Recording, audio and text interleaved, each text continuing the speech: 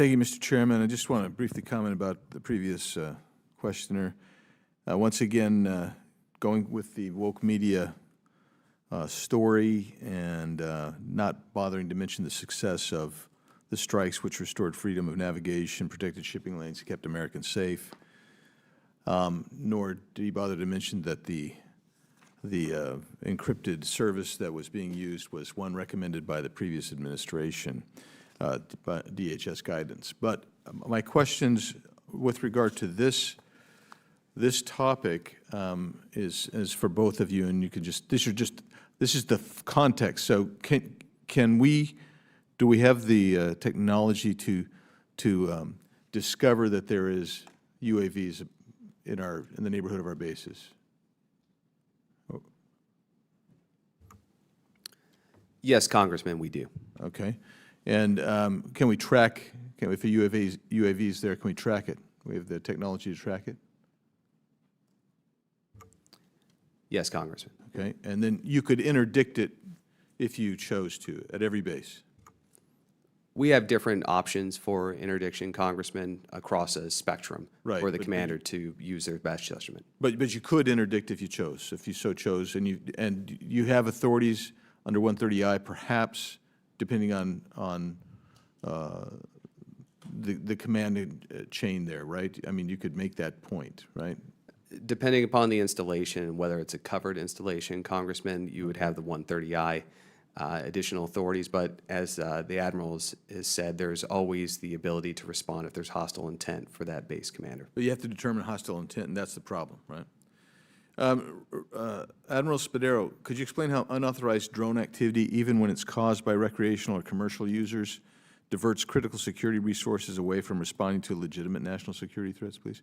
Yeah, Congressman, thank you for your question. If we go back to New Jersey and you know, that activity, once the FAA put the temporary flight restrictions in place, and there was, you know, very broad and comprehensive coverage of that by the media. Many of you spoke about it. Many of the members of Congress talked about the anxiety that was building in the community due to the high level of sightings.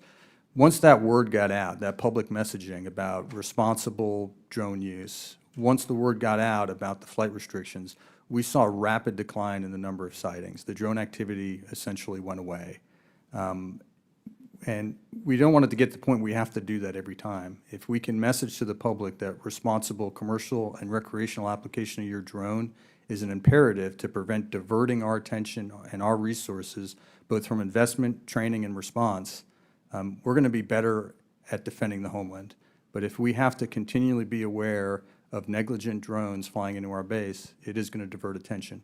That's not to say that we don't need to address this threat, because as was brought up by this committee, and we agree with, our adversary has demonstrated that they will use this type of activity for unauthorized surveillance, for espionage. Yeah, and let's add to that for a second, and that is the coupling of AI, which is moving rapidly forward and providing autonomous navigation, obstacle avoidance, deep learning, computer vision, easier to become weaponized, real-time image recognition, target identification.